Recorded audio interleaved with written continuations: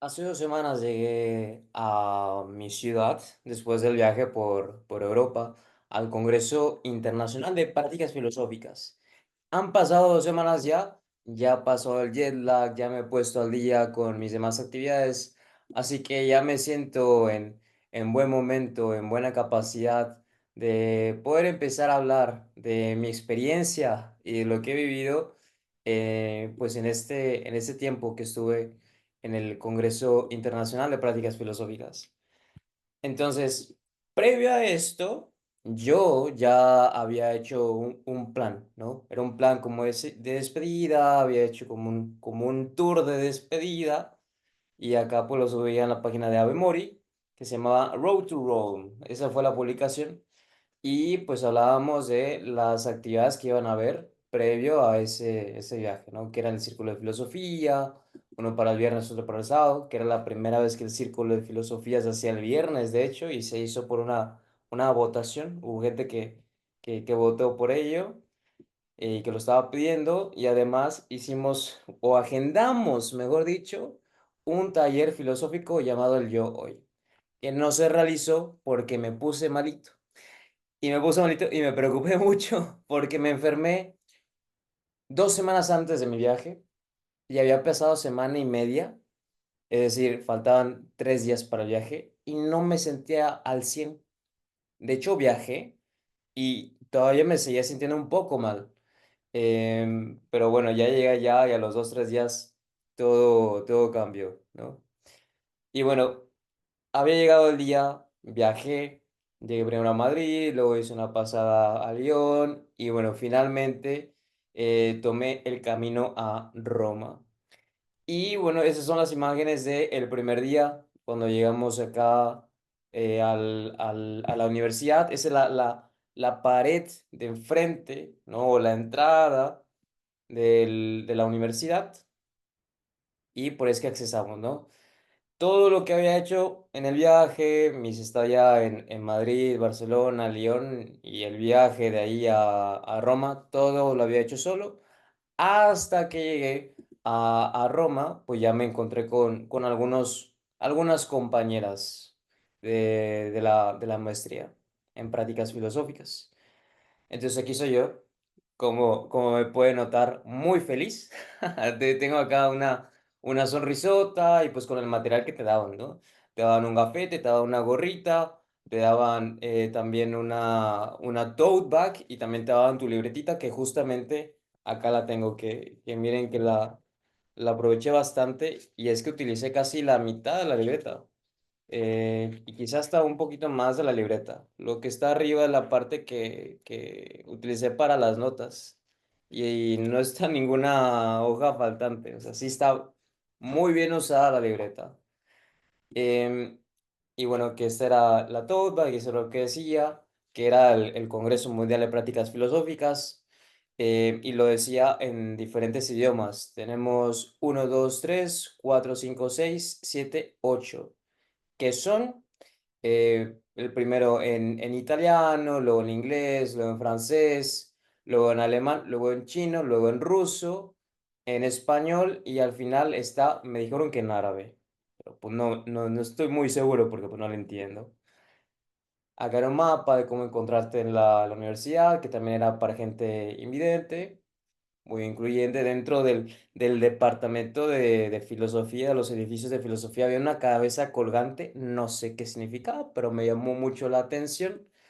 Y en ese mismo día fue la ceremonia de apertura, donde hubo presentaciones de tanto el mayor de Roma, o sea, el presidente de la ciudad, la rectora de Sapienza, de la universidad, y también de Francesco Roca, el presidente de Lazio, que entiendo yo que es como la región donde forma parte Roma, y también de el presidente del Congreso, que íbamos a ver una nota después.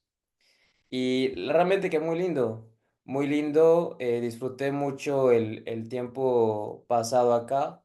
Em, Acá, bueno, fue la ceremonia, dieron sus palabras y al final, pues, hubo un concierto de ópera que fue acortado, el concierto de Tosca.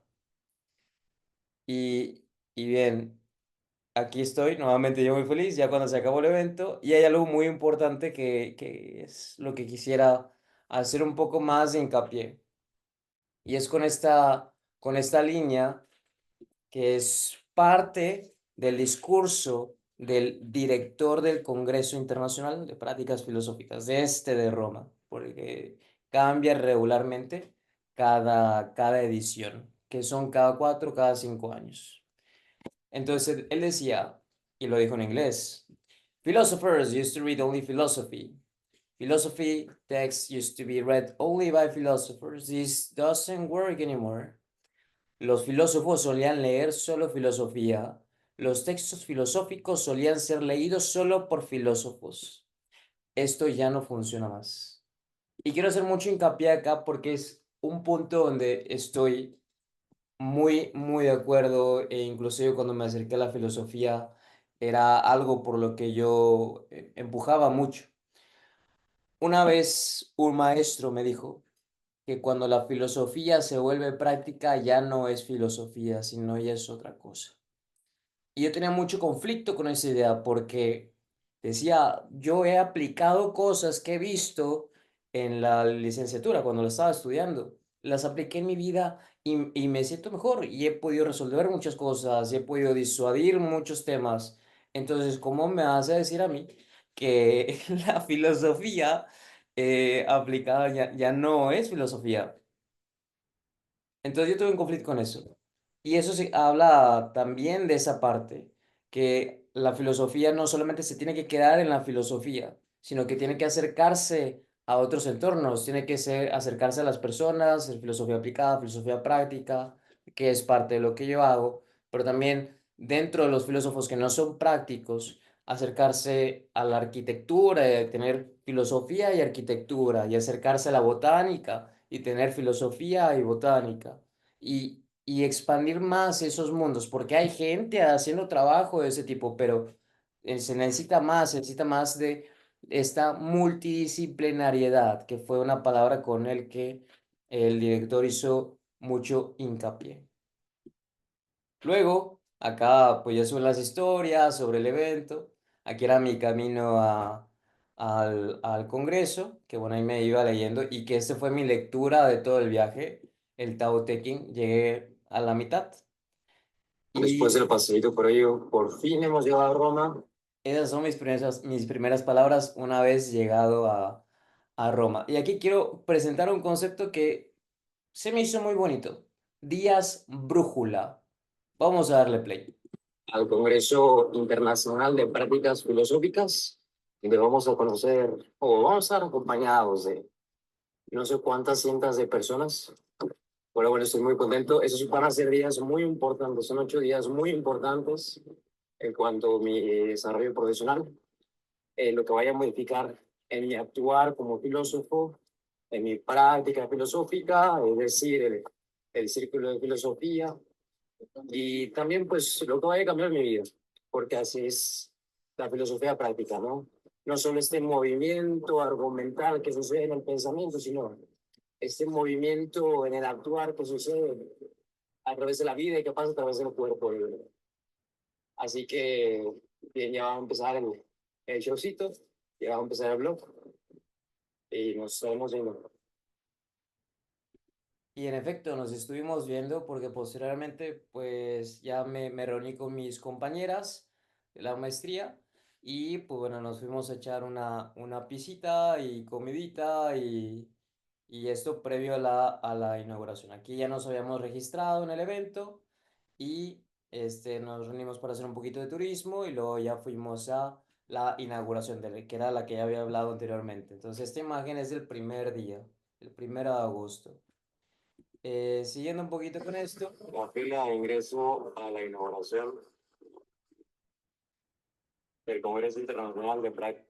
ok, acá estaba yo impresionado por la fila, porque llegaba y llegaba gente y avanzábamos y avanzábamos y avanzábamos, se movía bien rápido, pero siempre seguía llegando gente. Y entonces de acá una cosa chistosa y vayamos leyendo por acá, que estábamos teorizando qué cantidad de gente podía haber en el evento, porque decíamos, ok, En este lugar parece que caben, según googleamos, 1200 personas. Entonces estábamos teorizando, ok, pues qué tan grande es este evento, porque ninguno de los que habíamos estado acá en esta imagen, ninguno había ido a un congreso. Ese era el primer congreso de todos La nosotros. fila de ingreso Y bueno, aquí es un poco de ya en el auditorio, no sé cómo llamarlo, pero de este lugar donde fue eh, la apertura, la ceremonia de apertura. Y bueno, es el presidente de Roma y hablando, dando el primer discurso. Y también por fin se me hizo conocer al que quizás es mi filósofo vivo favorito, que tiene un proyecto de Boecio, que es uno de los proyectos que más resuena aquí comento, que es el de filosofía en cárceles y que ha trabajado pues en México. Su nombre es José Barrientos y lo van a ver también en unas imágenes más adelante. Aquí es una sesión de estética del pensamiento. El grupo Marfil es Marginados Filosofía, eso significa. Y es un grupo que lleva la filosofía, como podemos interpretar, a personas marginadas o personas en riesgo de exclusión. Entonces tuvieron una ponencia y bueno, ahí estaba yo como participante y justamente ahí estaba la edición. Aquí justamente soy la persona que se paró a hacer una pregunta. Aquí una cuestión curiosa y ala, aquí sí me quebró un poco la cabeza. Yo había suponido que la gran mayoría de las sesiones iban a ser en inglés, lo cual es cierto, pero también había muchos títulos en otros idiomas que eran en francés, italiano, chino, y que eso ya sabía, o sea, eran idiomas oficiales para el evento. Me causó un poco de shock que había algunas sesiones que yo quería entrar y no pude entrar, o sea, podía entrar, pero no le iba a entender porque era un idioma que yo no domino. O sea, yo es fluido español e inglés y ya está. Entonces, ir a este congreso y reunirme con tanta gente con tantos idiomas diferentes, con tanto conocimiento que considero yo valioso, me dice de que tengo que aprender. O sea, yo tengo que ser políglota. Yo no tengo otra opción más que ser políglota. O sea, de mínimo, para el siguiente congreso yo quiero saber 2 idiomas más. De mínimo, que el siguiente congreso es en 4 años. Este evento sí me hizo mucho el repensar mi comunicación, ¿no? En ese caso de los idiomas. Entonces, y acá una cosa curiosa de esta sesión, entendí muy poco porque sé muy poco francés, pero pues le robé ahí algunas cositas que me llamaron la atención, que eran en sus diagramas que sí estaba en inglés. Entonces, el tiempo que invertí en esa sesión pues, no fue desperdiciado, o sea, sí tomé cosas valiosas que puedo también poner en práctica para mis actividades con Avemori. Entonces, en esta sesión, justamente mi director de la maestría, que el que había mencionado acá en el texto, en la historia pasada, me dijo, métete a esta sesión. Yo, ok, me metí. Y creo que este es un gran ejemplo de cómo la conversación puede evolucionar entre filósofos, entre un grupo de filósofos, que bien era una mesa redonda en teoría, eh, pero bueno, había mucha participación, dieron pie a que hubiera participación de las personas que estuviéramos ahí. Entonces, la conversación brincó de, ¿se puede enseñar filosofía? A, se enseña, se adiestra o se guía, etcétera. Y luego brincó a, ¿se puede enseñar algo? Y mencionaba que es importante reconocer la acción que intentamos o queremos intentar como maestros. El ignorarlo es ir a la deriva con el futuro que se crea en la educación. Esa conversación duró 2 horas. Y en mi participación comenté que yo tengo problemas actualmente para decir qué soy yo en mi rol con el círculo de filosofía. Me cuesta a mí decirme maestro, me cuesta a mí decirme facilitador, me cuesta a mí decirme guía, orientador, tanto que pues no me he puesto ningún nombre. Y también me cuesta poner el nombre a la gente que asiste a los círculos de filosofía, que pues hasta ahora los he llamado miembros o asistentes. Entonces, es muy importante el que qué palabras se utiliza, porque si utilizas, por ejemplo, polos opuestos, más o menos opuestos, adoctrinador, y la otra persona la que recibe, el adoctrinado. Es decir, yo te voy a decir qué es lo que tienes que hacer y lo que evaluamos que la educación funcionó es que tú hagas exactamente lo que yo te diga que tienes que hacer. Del otro lado, el emancipador es yo provoco que tú crees cosas y que tú crees cosas de tu pensamiento original, quiere decir que la educación ha funcionado. Entonces, la palabra que tú utilices para describir la educación o lo que sea que sucede en un aula de una escuela o en cualquier espacio de aprendizaje es muy importante. Y luego hice una dinámica muy interesante, que es que le di pie a cualquier persona que quisiera participar para que escogiera un programa, una actividad a la que yo me fuera a meter. Si notan, o sea, cada día había no sé cuántas sesiones. Llevaba como 15 segundos dándole así hacia arriba y todas las sesiones eran de 9 a 11, 9 a 11, 9 a 11. O sea, habían demasiadas sesiones. El texto seleccionado o la ponencia seleccionada fue la de Ciencia del Cosmos y Moral Cosmopolita. Y en efecto, ahí estaba. Hubo 5 ponencias acá, entonces hice comentario de las mismas. No, me he dado a mí mismo una tarea muy difícil porque en este espacio hubieron 5 sesiones, eran 5 ponentes donde cada uno pues presentó en 20 minutos su trabajo de 6 meses, un año, 2 años. Lo resumieron en 20 minutos y yo lo tengo que resumir en 30 segundos. Más o menos va por ahí. Pero bueno, este primerito hablaba de el hipotético escenario en el que hubiese vida en otros planetas, cómo debería ser la moral que deberíamos tener con ellos. Y sostenía algo interesante el autor de esto, y es que por las condiciones que se encuentran en Marte, es definitivamente concluyente, según él, que hubo, hay o habrá vida en Marte. Y por eso es que es válido y es importante que existe este diálogo de cómo debería ser la moral en la relación del el humano con esas especies de otros planetas. Luego tuvimos un compadre que hablaba de realismo y antirrealismo, pero no en un enfoque filosófico, sino en un enfoque científico. Y aquí les quiero regalar un concepto que se llama epistemic stance, que creo que puede ser bastante práctico realmente. Entonces, este epistemic stance es una postura epistémica. ¿Qué quiere decir esto? Es un concepto que no se toma ni como verdadero ni como falso, sino como una postura que se va a mantener para de ahí construir e iniciar un diálogo o seguir un argumento.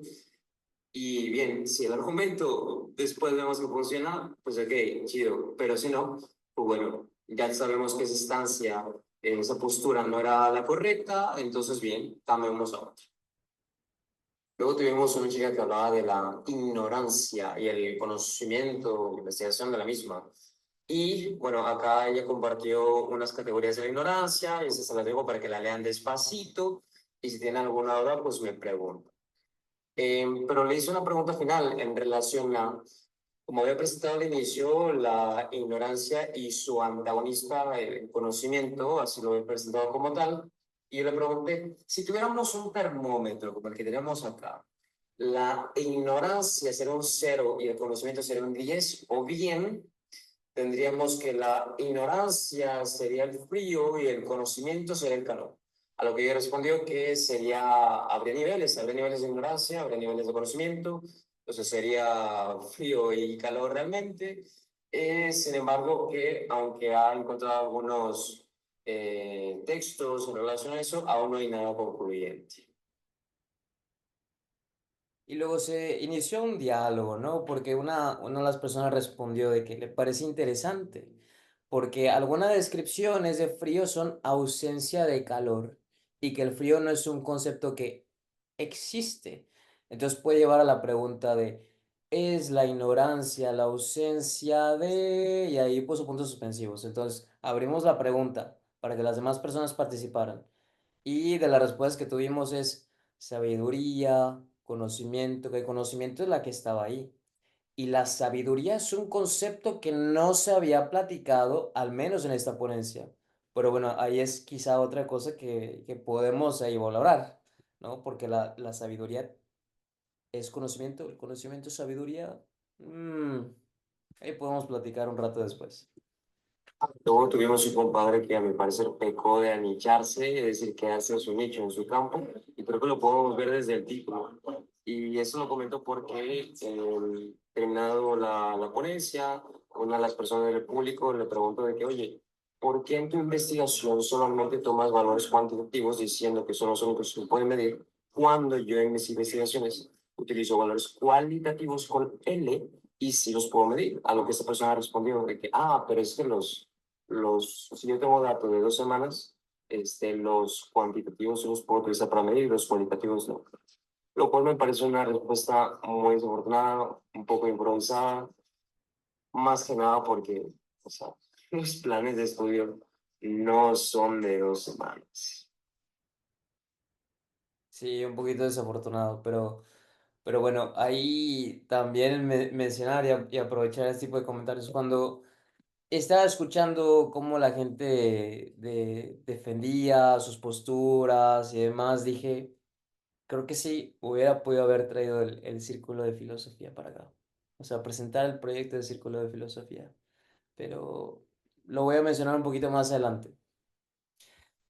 Y bien, entonces, ahora participé de forma un poquito improvisada en el panel de lanzamiento de un libro. Me habían dicho previamente que iba a participar. Me preguntaron que si les podía ayudar como traductor. Y yo les dije, sí, sí, nada más mándeme unas notas, ahí como para empaparme un poco de lo que trata y si hay alguna palabra técnica que buscar, pues la busco y demás. No me dijeron nada. Bueno, me dijeron que siempre no.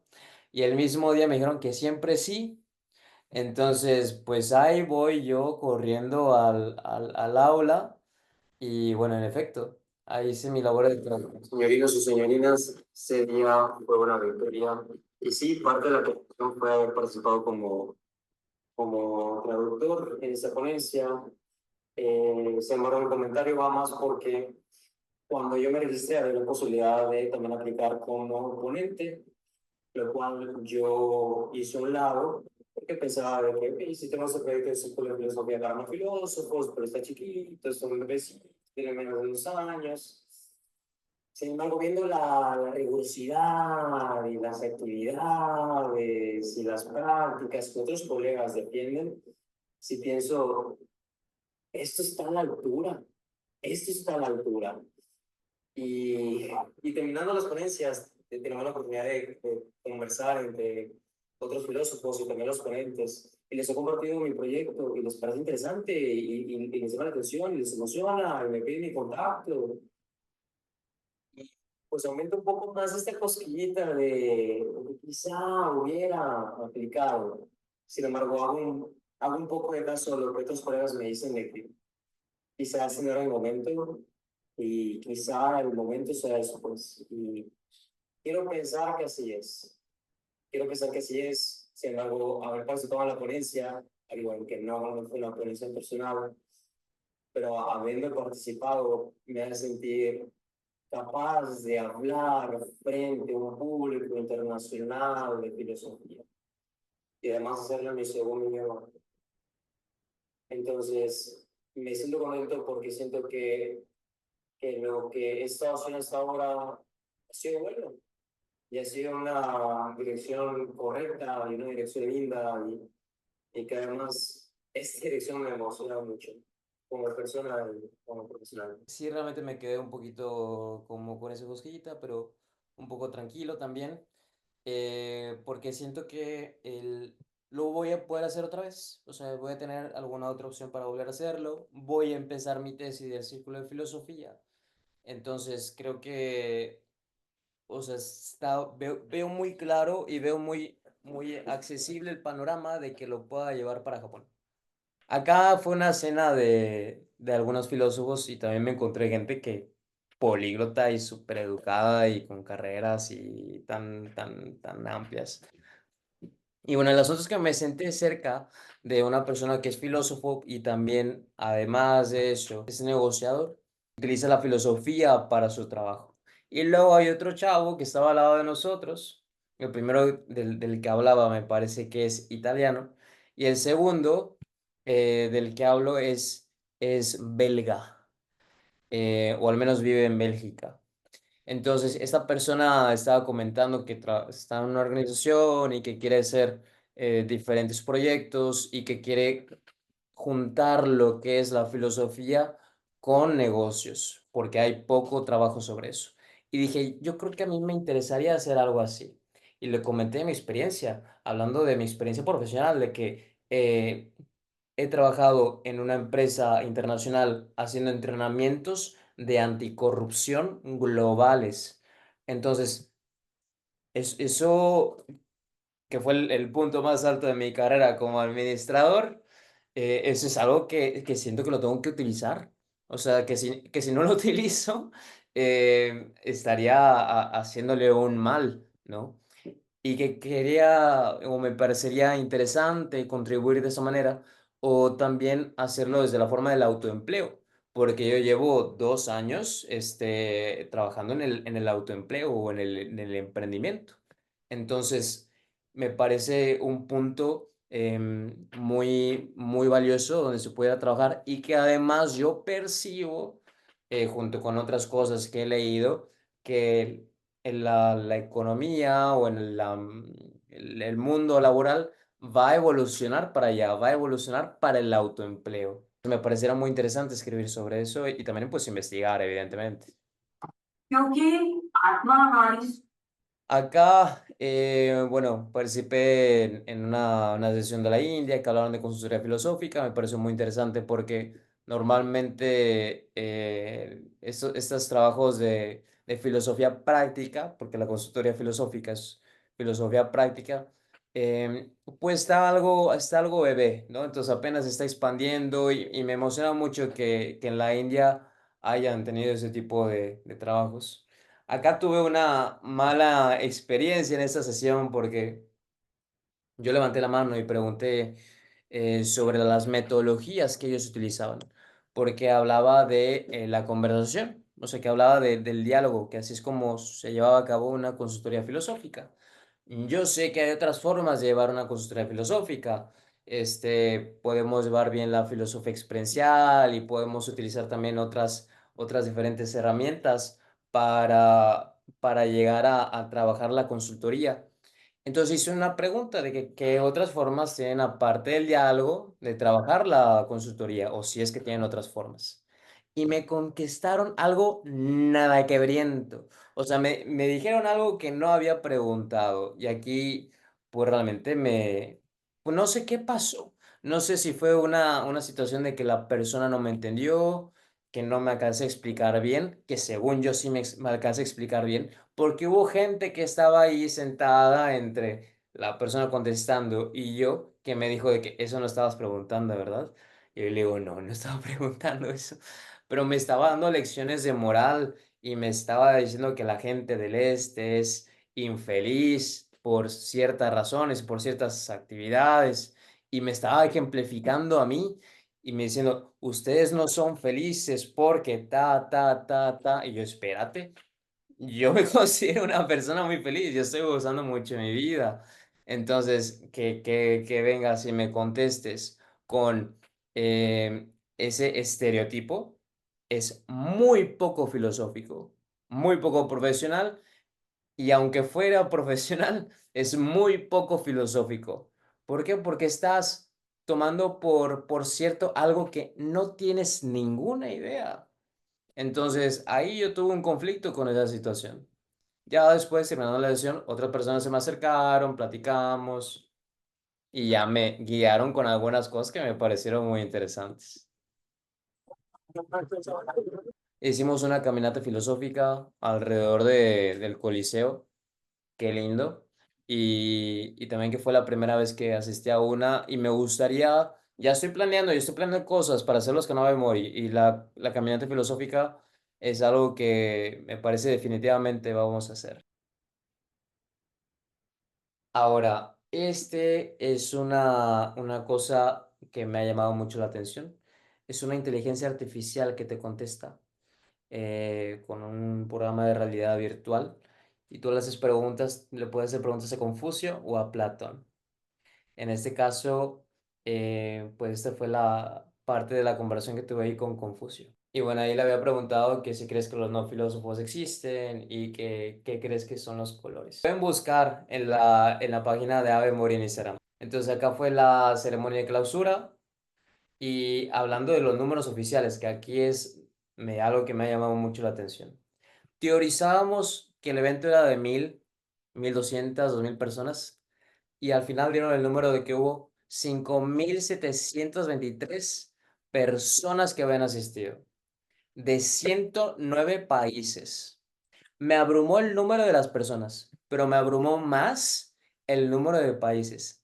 109 diferentes países estuvieron ahí y dije, qué precioso, qué rico, quiero más. Entonces, aquí realmente dije que tengo que ir a Tokio y acá también un número interesante, que es que habían aplicado 8.626 papers, o sea, para hacer ponencia y solamente la mitad había quedado. Y bueno, aquí es donde ya se nos había acabado el evento, posterior a esto ya nos fuimos al a Madrid, que después llegamos a Ávila, ya con otras intenciones, buscando visitar la Universidad de la Mística, y creo que esa fue la primera historia que subí ya en formato bilingüe, o sea, en español y en inglés. Les quería compartir que, bueno, el libro de Filosofía de Movimiento, que es de la ponencia donde participé, que es de lo más destacado de mi participación en este viaje, eh, pues ahí estuve siendo de traductor. Y acá estaba José Barrientos del lado izquierdo de la imagen, creo que está de su lado izquierdo, que bueno, es la persona que les he dicho que es una de las que más admiro de los filósofos con vida. Luego está Patti, que es la editora del libro. Y luego está David Sumiager, que entre David Sumiager y José Barrientos son las personas que fueron las líderes de este proyecto. Después ahí estoy yo, pues, con mi manita arriba explicando, que hice la traducción tanto de Víctor, que es la persona que está acá, tanto como de Patty, que es la persona que está acá, de la editorial. Y Víctor, bueno, era escritor y también fue el editor, uno de los editores del libro. Y después acá está Miguel Mandujano, que también hizo participación en el libro, en la parte de escritura también. Y de este libro quisiera acá comentar que, bueno, esas son las notas que estaba haciendo mientras escuchaba a la persona hablando en español, pues, para que no se me fuera ningún detalle y yo poder decir la versión en inglés, porque la gran mayoría de la gente que estaba en el lugar, pues no hablaba español, puro, bueno, inglés como una segunda, tercera lengua o primera. Ese libro, La filosofía del movimiento, que es una recopilación de todas las prácticas filosóficas que hay en el mundo y realmente ese es un trabajo muy importante, muy, muy importante porque yo creo que tiene la capacidad y debería ser un libro de cajón para cualquier persona que se dedique a las prácticas filosóficas, porque es importante saber dónde estás parado y dónde está parada tu práctica. Entonces, acá está el código QR, si quieren poner ahí el celular para poder verlo, está totalmente gratuito. Es gratuito por un esfuerzo de la Universidad Uniminuto que ahí hizo pues, la inversión para que la gente pueda acceder de forma gratuita, porque entiende la importancia de este libro. Así es como nos veíamos en una foto posterior a la ponencia y así es como se veía en la aplicación esta, esta ponencia. Entonces, es todo por ahora. Les agradezco mucho. Tengo muchas ideas de cosas por hacer. Tendría aún muchas cosas más por comentar. Pero bueno, ya el video se hizo muy largo. Besos, abrazos y apapachos. Chao, papá.